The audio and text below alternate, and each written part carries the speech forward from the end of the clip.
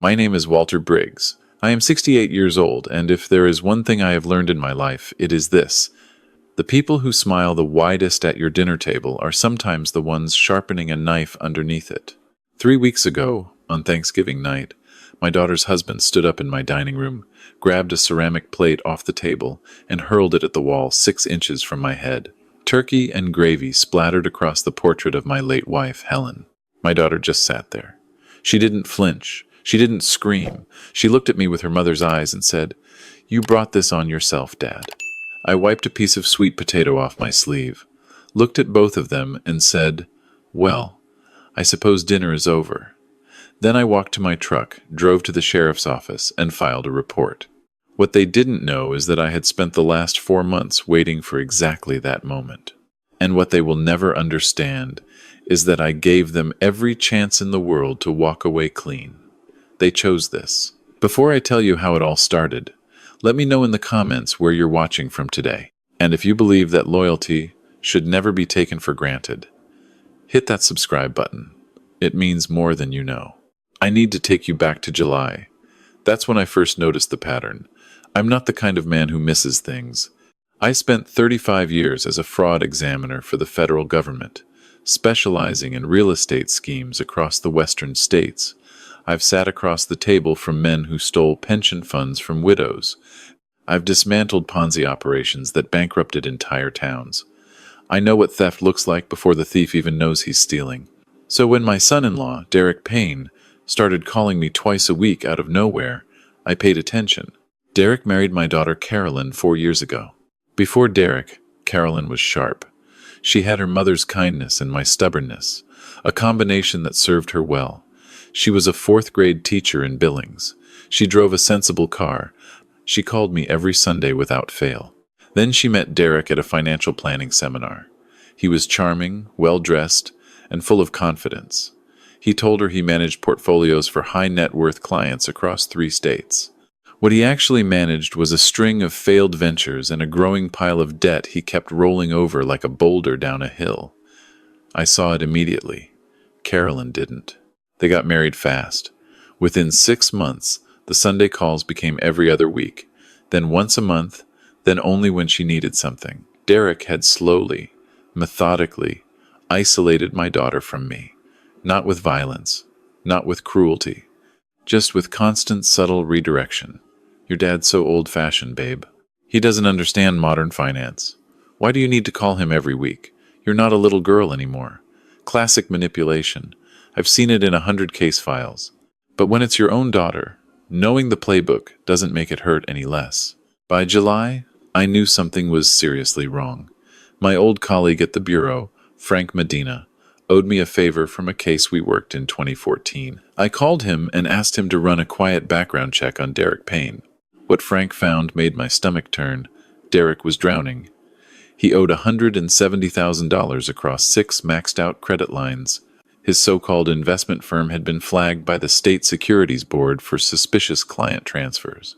And 3 months earlier, he had taken out a second mortgage on the house he shared with Carolyn, the house I had helped them with the down payment on, without telling her. But that wasn't the worst part. The worst part was the search history Frank pulled from a public court database. Derek had been consulting with an attorney named Vivian Cross, a woman whose specialty was elder conservatorship cases. She helped families gain legal control over aging relatives' finances. In plain English, Derek was building a case to have me declared mentally unfit so he could take control of my assets. Now, I need you to understand something about my assets. I live on a 400-acre cattle ranch in the Bitterroot Valley of Montana. Helen and I bought the first 80 acres in 1986 with every penny we had saved. We built the house with our own hands, literally. I poured the foundation. She chose every cabinet, every tile. Over 40 years, we expanded it piece by piece. The land alone is worth several $1,000,000 today, but I'd burn it to the ground before I'd let someone take it from me. On top of the ranch, I have a federal pension, a brokerage account Helen and I built over decades, and a life insurance payout from when Helen passed 3 years ago. I'm not a rich man by Wall Street standards, but out here in Montana, I am a man with something worth stealing. The moment I saw Vivian Cross's name in Derek's records, I called my attorney, not some local guy who handles cattle disputes. I called Raymond Holt, a former federal prosecutor who now runs a private practice in Missoula, specializing in asset protection and elder law. Raymond and I had worked together on a case 15 years ago, and I trust him with my life. Raymond answered on the second ring. Walt, I was wondering when you'd call. That's the thing about Raymond. He never wastes time on small talk. I laid out everything Frank had found. The debt, the securities investigation, the conservatorship attorney, the second mortgage Carolyn didn't know about. When I finished, the line was quiet for a long time. Walt, he finally said, we need to move fast. If Cross files a conservatorship petition before you're prepared, you'll be playing defense in a system that is heavily tilted against seniors, even sharp ones like you. The burden of proof to get out of a conservatorship is much harder than the burden to get put into one. I know how it works, Raymond. That's why I'm calling you before they file, not after. What do you want to do? I want to give them enough rope to hang themselves. I want them to make their move, on my terms, in my house, where I control every variable. And I want it documented so thoroughly that no judge in Montana would ever question my competence or my character. Raymond let out a slow breath. You're going to bait them. I'm going to invite them for Thanksgiving. Over the next 4 months, I prepared. Quietly, methodically, the way I used to prepare for a federal raid. First, I called Raymond's tech specialist, a young man named Ari who handled digital forensics for the firm. Ari came out to the ranch on a Wednesday, driving an unmarked van. In 6 hours, he installed 4 high-definition cameras, one in the dining room, one in the living room, one covering the front porch, and one in the hallway outside my office. He also wired 3 microphones, one embedded in the overhead light fixture in the dining room, one in a decorative wooden box on the mantel, and one in a pen I would carry in my shirt pocket. Everything streamed to an encrypted cloud server that Raymond monitored in real time from his office. I tested the system every week. Crystal clear audio, perfect video, every angle covered. Second, I restructured my finances. I had already set up the Helen Briggs Irrevocable Trust 2 years ago, right after Helen passed. It was her idea, actually. She had seen too many families torn apart by inheritance fights at her church, and she made me promise to protect the ranch. Don't let anyone sell this land, Walt, she told me in the hospital, her hand thin and trembling in mine. Not even Carolyn, especially not whoever Carolyn marries. Helen always could read people better than I could. The trust held the ranch, the brokerage account, and the insurance payout. Raymond was the executor. The trust was airtight, structured so that even if I were declared incompetent, no one could touch it without Raymond's authorization. Derek and Carolyn didn't know it existed. As far as they knew, everything was in my name, sitting there like an unlocked vault. Third, and this was the hardest part, I did something I swore I would never do. I helped Derek without him knowing. His biggest and most immediate problem wasn't the securities investigation. It was a private lender in Reno, a man named Salazar, who had fronted Derek $85,000 for a real estate flip that never materialized. Salazar was not a patient man. Frank told me Derek had received threats, not legal threats, the other kind.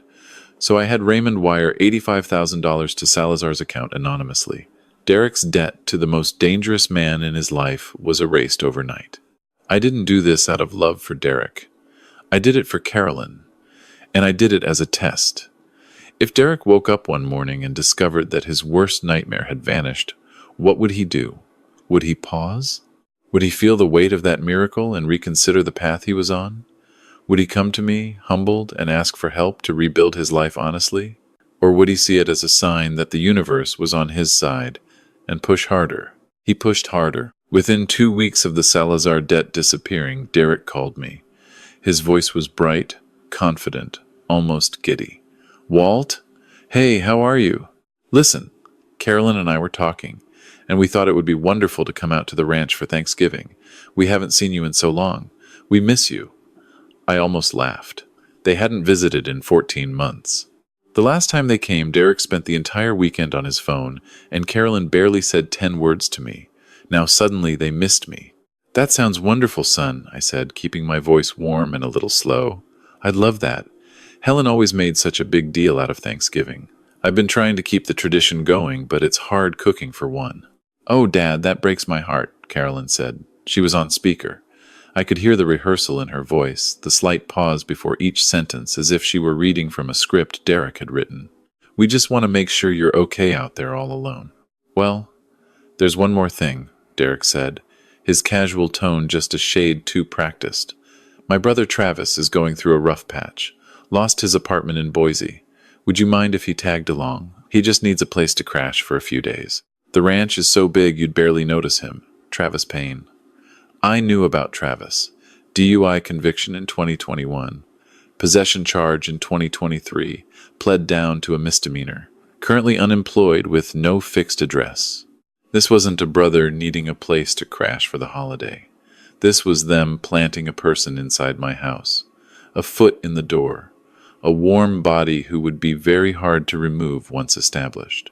"Of course," I said. "The more the merrier." Helen would have wanted a full table.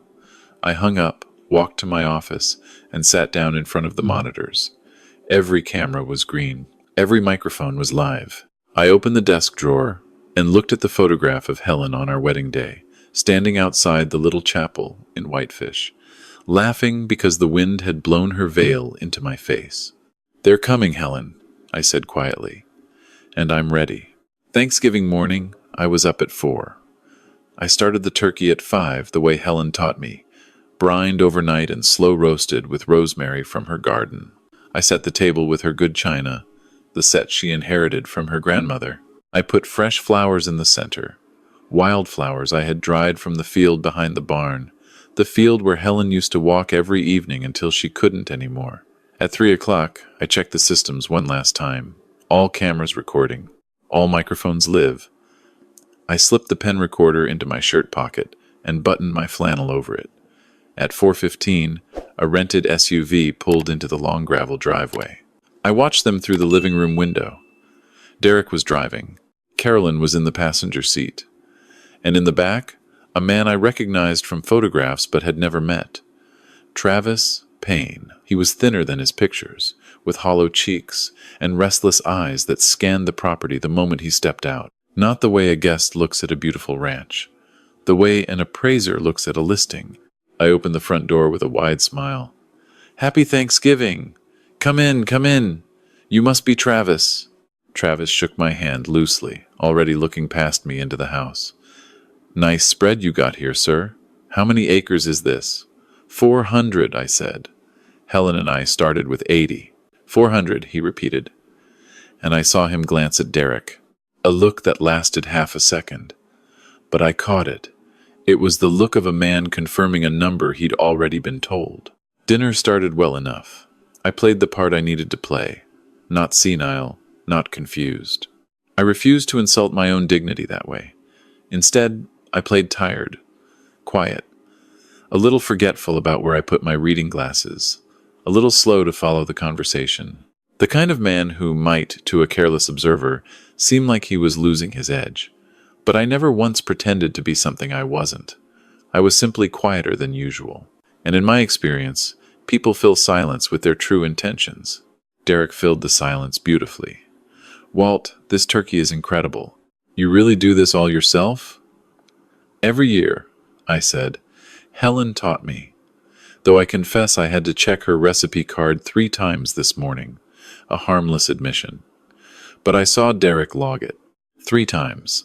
Repetitive behavior. A data point for his file. After the main course, while I was bringing out the pie, Derek made his first move. It wasn't subtle. He wasn't capable of subtle. "Walt, sit down for a second. Carolyn and I have been talking about something." I set the pie on the table and eased into my chair. "Oh? It's about the ranch," Carolyn said. Her voice was small. She wasn't looking at me. She was looking at her hands, folded in her lap. My heart cracked. She knew what was coming. She hated it. But she was going to do it anyway because Derek had told her to. That's what manipulation does. It doesn't remove your conscience. It just teaches you to ignore it. "Dad, you're out here alone on 400 acres. The winters are brutal. You're 68 years old. What if something happens? What if you fall? What if there's a fire?" "I've managed fine for 3 years, sweetheart," I said gently. "The ranch hands come 3 times a week. I have the neighbors. Neighbors are 20 minutes away. Derek cut in. His voice had shifted. The warm, deferential tone was gone. This was the real Derek. Efficient. Impatient. Walt, I'm going to be direct with you. We think it's time to talk about the future of this property. This ranch is a massive asset, and it's sitting here with one person on it. That's not sustainable. What exactly are you proposing? I asked. We move in, Derek said. All of us. Travis needs a place. Carolyn and I can work remotely. We take over the operations, the livestock management, the books. You can relax. Enjoy your retirement. You've earned it. There it was. Take over the books. The same phrase, the same play, every single time. I've heard it from embezzlers in boardrooms and con artists in trailer parks. Give me access to your money, and I'll make your life easier. And if I say no? I asked, keeping my voice even. The table went quiet. Travis stopped chewing. Carolyn closed her eyes. Derek's jaw tightened. Walt, he said slowly, I don't think you understand the situation. Carolyn is your only family. We are your safety net. Without us, you're a 68-year-old man alone on a remote ranch in Montana. If something happened to you out here, nobody would find you for days. Maybe weeks. That's not a threat. That's a fact. It was absolutely a threat. And the microphone in the light fixture above us captured every word of it in pristine digital clarity. I appreciate your concern, I said, but this is my home. Helen and I built it together. I'm not ready to hand it over. Carolyn looked up. Dad, please, just think about it. We're trying to help. I know you believe that, sweetheart, I said. And I meant it. I believed she believed it. That's what made this so painful. She wasn't evil. She was trapped. Trapped by a man who had spent 4 years slowly reshaping her reality until his voice was louder than her own. But Derek was not trapped. Derek was the trap. He leaned back in his chair, and I watched his face transform. The mask of the concerned son-in-law peeled away, and underneath it was something cold and mechanical. Walt, I didn't want to bring this up at Thanksgiving, but we've already spoken with a professional, a specialist in elder care transitions.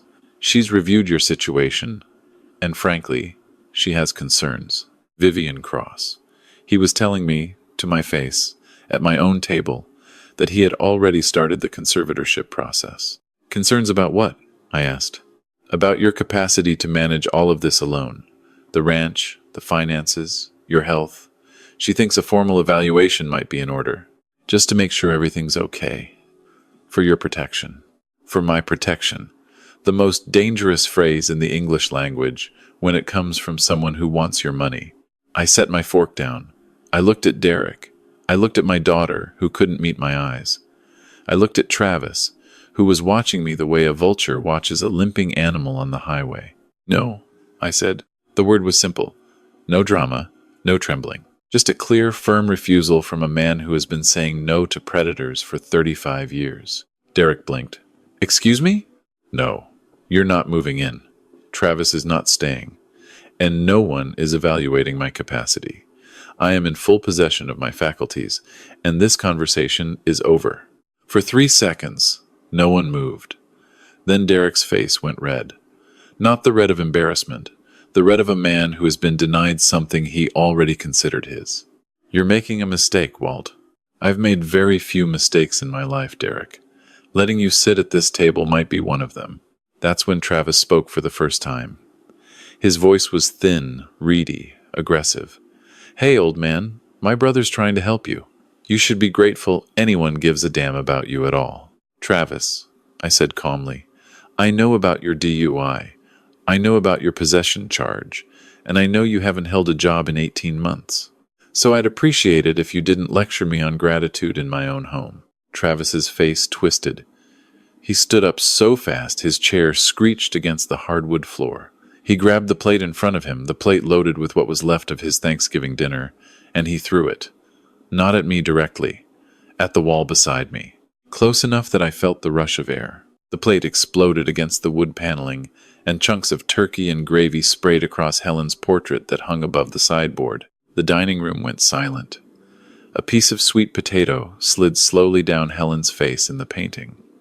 I looked at it, I looked at the brown gravy dripping onto the frame she had picked out herself at a little shop in Kalispell. Then I looked at Carolyn, my daughter, my only child, the girl I carried on my shoulders through the county fair, the girl who cried on my chest when her mother died.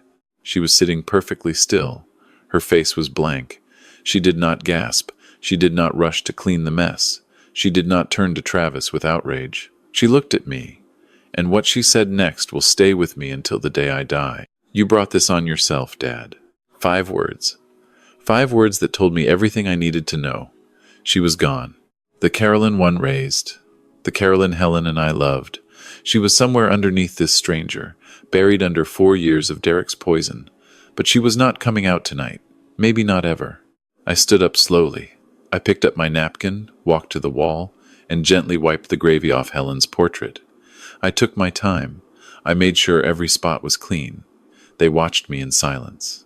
When I was done, I folded the napkin, set it on the table, and turned to face them. Dinner is over, I said. I'd like you all to leave. Dad, Carolyn started. Now, Carolyn. I walked past them, took my keys from the hook by the door, and stepped outside into the November cold. Montana, in late November, is a different kind of quiet. The air is so cold and so still that you can hear your own heartbeat. I got into my truck, started the engine, and drove the 32 miles to the Ravalli County Sheriff's Office. I didn't speed. I drove exactly the limit the entire way. I thought about Helen. I thought about the ranch. I thought about the sweet potato on her portrait.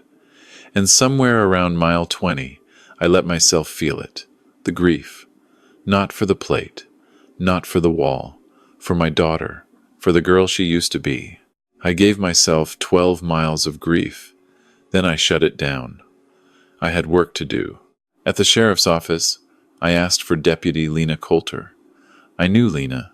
She had worked a cattle theft case on my neighbor's property 2 years ago, and I had helped her trace the paperwork. She was sharp, thorough, and she didn't condescend to seniors.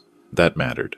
Mr. Briggs, she said, looking at the gravy stain on my sleeve and the careful expression on my face. What happened? I sat down across from her desk and told her everything that had happened at dinner. Every word. I told her about the plate, about Travis, about Derek's implied threats, about Carolyn's silence. I told her I did not wish to press charges at this time. Lena looked at me the way a good investigator looks at someone, not with pity, but with attention. Mr. Briggs, are you sure? That's assault. You have every right to press charges tonight. I'm sure, Lena. I want this on record. I want the report filed. But I'm not ready to press charges yet. There's more to this, and I need a little time to handle it properly. She studied me. You're not scared, are you? No, ma'am. I'm not. All right, I'll file the report. But Walt, if anything else happens, you call me directly, not 911, me. She wrote her cell number on the back of her card and handed it to me. I drove back to the ranch. Their SUV was gone. The house was dark. I walked inside and went straight to the dining room. The gravy on the wall was drying in a dark streak. Helen's portrait was clean because I had wiped it, but the wall behind it was a mess. I left it. I didn't clean it. I photographed it from 4 angles with a timestamp on my phone. Then I locked the front door, armed the security system, sat down in my office, and called Raymond. It's done, I said. Travis threw a plate.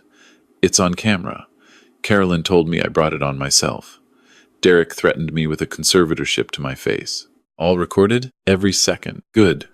Now we wait. Now we wait. I didn't have to wait long. The next morning at 7, my phone rang. It was Derek.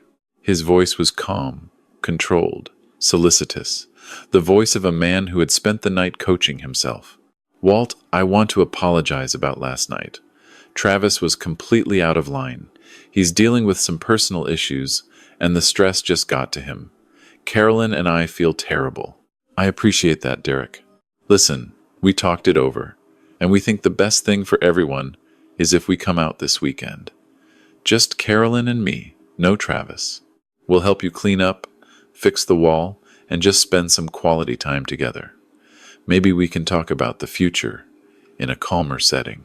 They weren't coming to apologize.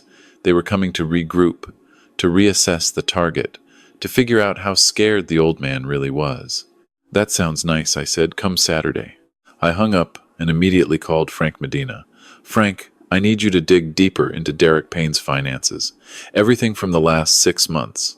Every wire transfer, every account, every email you can legally access.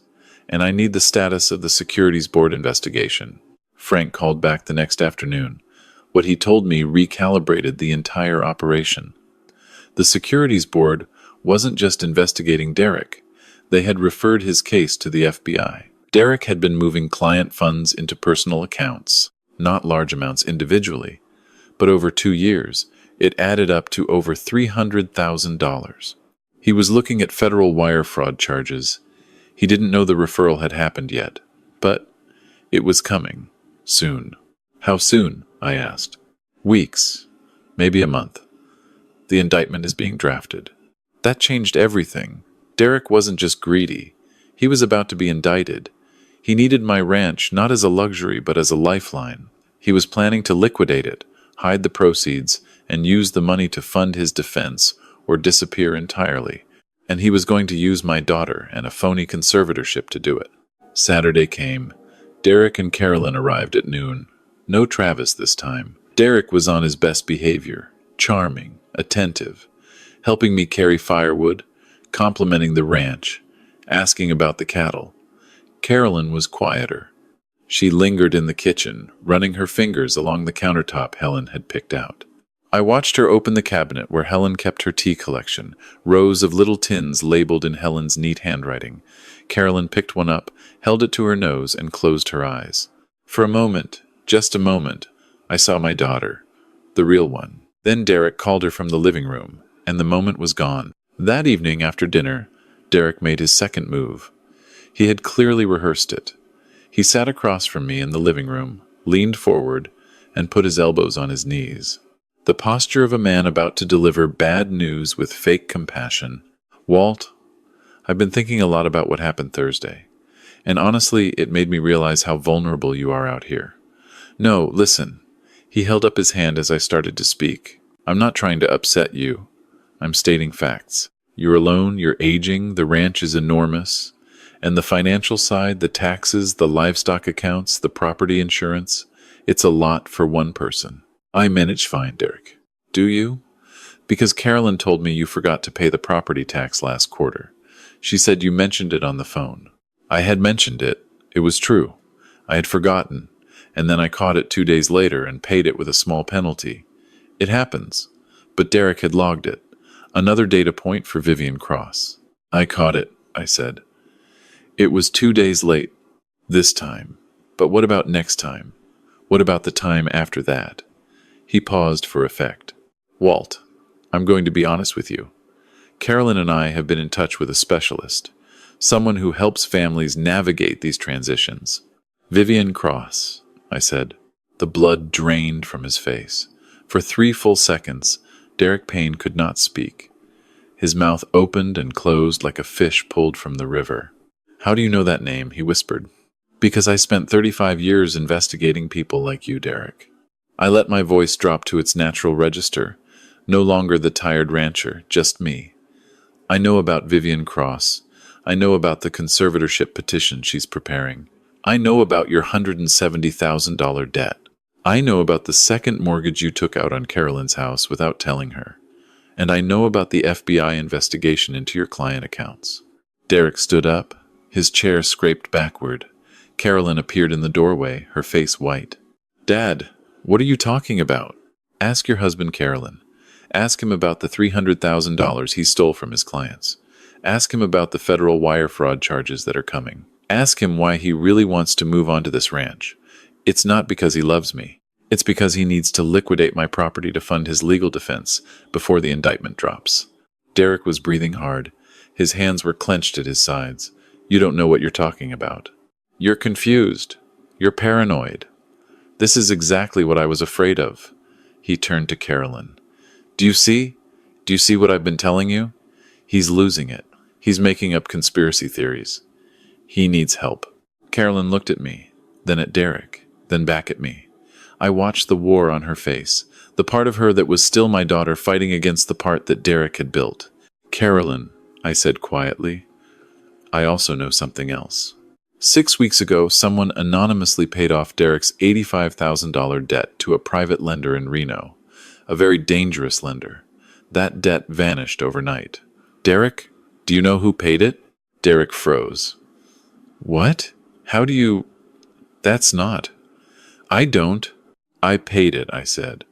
I paid $85,000 to save your life, Derek, because a man named Salazar was going to break your legs, or worse, and you were going to drag my daughter into that nightmare. The silence was absolute. I could hear the wood popping in the fireplace. I gave you a clean slate with the most dangerous man in your life, I continued, and then I waited. I waited to see what you would do. Would you come to me and confess? Would you try to change? Would you use that second chance to become a better man? I looked at him. You didn't. You used it as a green light to come after my ranch. Derek's face went through 5 emotions in 3 seconds. Shock, fear, rage, calculation, and finally, something I hadn't expected. Resignation. He knew.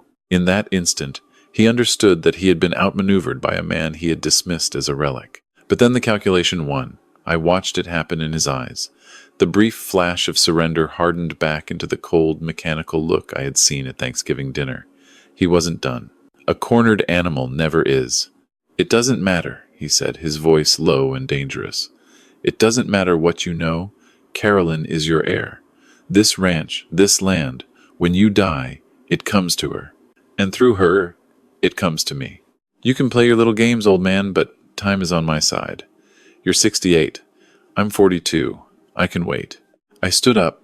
I walked to the old roll-top desk in the corner of the living room, the desk Helen bought at an estate sale in Helena 30 years ago. I unlocked the bottom drawer with a small brass key and pulled out a leather portfolio. You're right about one thing, Derek. Carolyn is my daughter, and I love her more than anything left in this world. I opened the portfolio, but this ranch has not legally belonged to me for 2 years. Carolyn stepped into the room. What? Your mother made me promise, Carolyn. On her deathbed, she said, don't let anyone sell this land, not even Carolyn, especially not whoever Carolyn marries. She knew, sweetheart. She couldn't have known about Derek specifically, but she knew the danger. I held up the document. This property, and every financial asset I own, belongs to the Helen Briggs Irrevocable Trust. The executor is my attorney, Raymond Holt. The trust cannot be broken, amended, or accessed by any family member, including me, without Raymond's authorization. Even if I were declared incompetent tomorrow, you would get nothing. Vivian Cross can file every petition she wants. It won't matter. The assets aren't mine to give. Then who gets it? Derek shouted. When you die, who gets it? I looked at my daughter. This was the part that hurt. When I die, I said, the ranch will be placed in a conservation easement with the Montana Land Reliance. It will never be developed. It will never be sold. The cattle operation will continue under a local family trust I've established with my neighbor, Jim Yellowtail, who will employ local ranchers. The remaining financial assets will be donated to the National Center on Elder Abuse. Derek went white, then red, then something beyond color. He looked at Carolyn, expecting her to explode, to attack me, to do something. But Carolyn was staring at the document in my hands. I watched her read the words. I watched her lips move, and I watched as something broke open behind her eyes. Not rage, not grief, but recognition. She recognized her mother's voice in those words. She heard Helen reaching out from beyond, protecting the land she loved, protecting her husband from the very scenario that was playing out in this room. Mom made you do this, Carolyn whispered. Your mother asked me to protect what we built. Yes. Carolyn sat down on the couch. She put her face in her hands. She didn't cry. She just sat there, very still, processing the wreckage of her life. Derek was not still. Derek was vibrating. This is insane. This is fraud. You can't just disinherit your own daughter. We'll contest it. We'll sue. We'll have you declared incompetent and the trust overturned. You can certainly try, said a voice from the front door. Raymond Holt stepped inside, removing his hat. Behind him stood Deputy Lena Coulter and a man in a dark suit I didn't recognize. "Raymond," I said. "Thank you for coming. Wouldn't miss it." He turned to Derek. "Mr. Payne, I'm Raymond Holt, trustee and executor of the Helen Briggs Irrevocable Trust. I'm also here to inform you that as of this morning, the trust has filed a formal complaint with the Ravalli County Sheriff's Office regarding your activities. Additionally, I believe this gentleman has something for you." The man in the dark suit stepped forward. He opened a leather badge case. "Derek Payne? I'm Special Agent Marcus Webb, FBI. You're under arrest for wire fraud and securities violations. Please turn around and place your hands behind your back." Derek's legs gave out. He sat down hard on the arm of the sofa, his face gray. No, this isn't. You can't. Derek Payne, you have the right to remain an attorney." As Webb read the Miranda warning, I watched Carolyn. She hadn't moved. She was still sitting on the couch with her face in her hands. I wanted to go to her. I wanted to put my arm around her and tell her it would be okay. The way I did when she was 7 and the dog died. The way I did when she was 16 and the boy she liked took someone else to prom. But I couldn't. Not yet. Because I didn't know if she would let me. Deputy Coulter stepped forward. "Mr. Briggs, do you wish to press charges regarding the assault on Thanksgiving?" I looked at Derek, handcuffed now, being guided toward the door. I looked at Carolyn. I looked at Helen's portrait on the wall, still clean because I had wiped the gravy off with my own hands.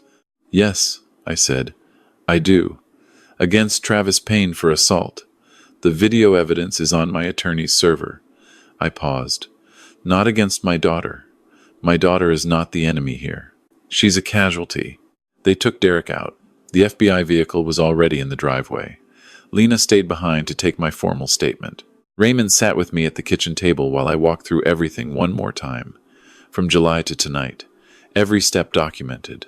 Every piece of evidence cataloged. When Lena left, Raymond poured us both a whiskey from the bottle Helen and I had been saving, a 20-year Macallan she bought for our anniversary the year before she got sick. "To Helen," Raymond said.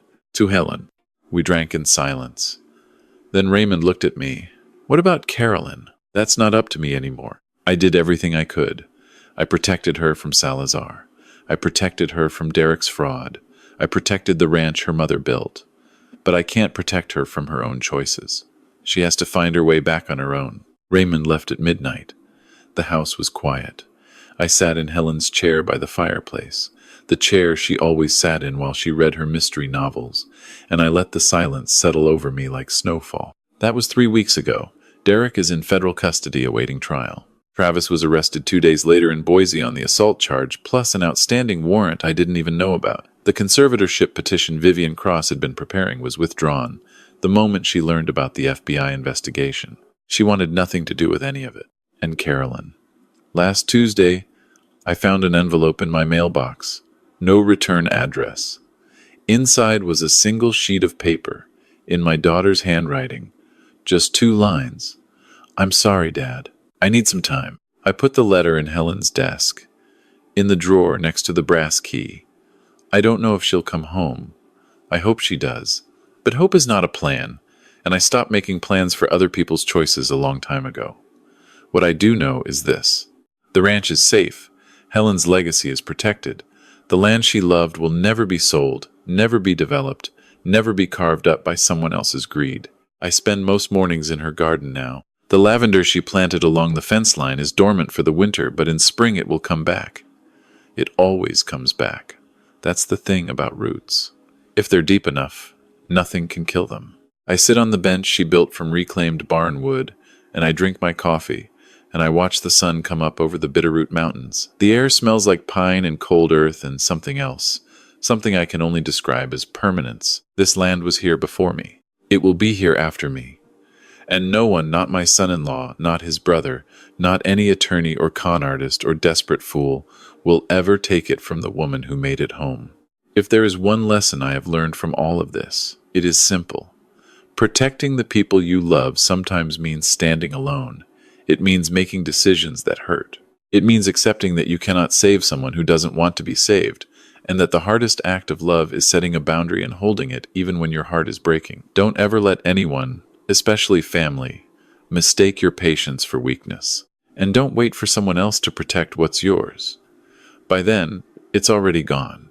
What would you have done in my place? I'd genuinely like to know. Leave me your thoughts in the comments below. And if this story spoke to you, please hit that like button and subscribe to Stormborn Vengeance for more stories like this one. Take care of yourselves and take care of each other.